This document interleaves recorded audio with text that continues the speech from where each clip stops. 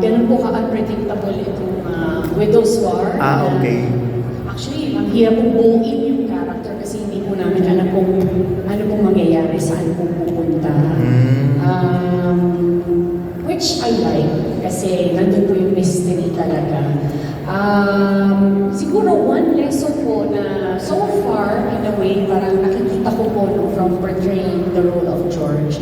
Parang, yes, you love your family, gagawin niyo po lahat para sa pamilya ninyo, mahalin niyo sa buhay. Pero hindi yun laging tama.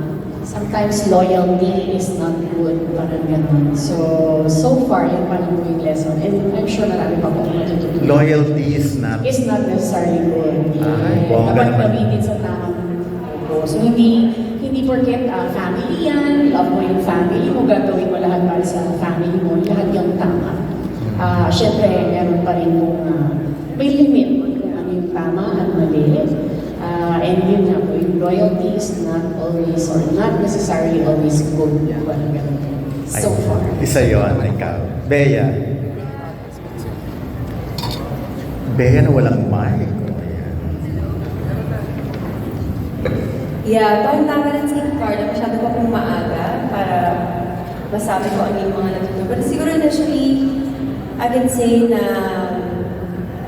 na-inspire ako dun sa character to really fight for what is right and always trust her instincts. Pagdating sa if you're smelling something fishy o kaya parang sa tingin mo may gut feeling ka na parang may mali, you always have to trust your gut because it's there for a reason.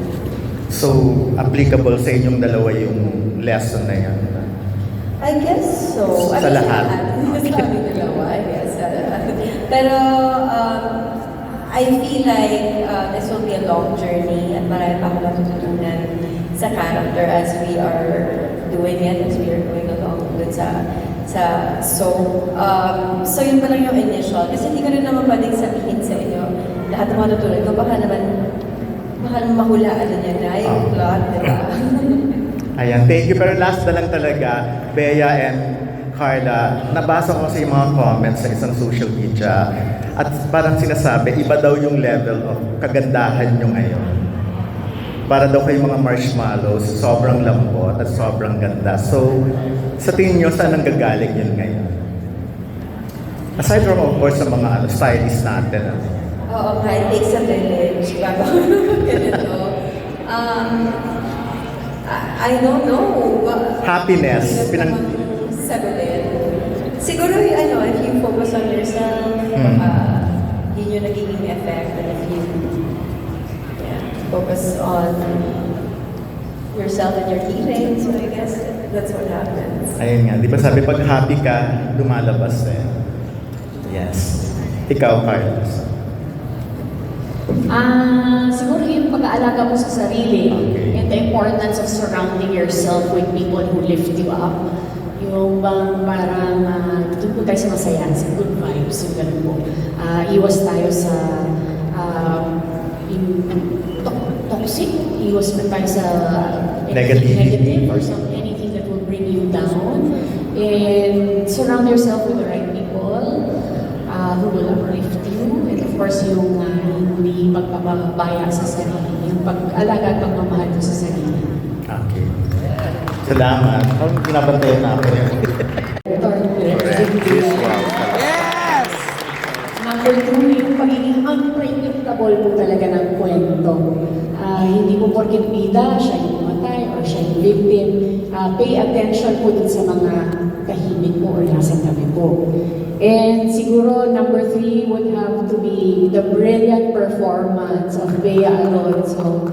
Empowered, my goodness, Palawan, portrayal of Sam Castillo Palacio. So sana po, yun ang mga dapat po ninyong magandang. July 1.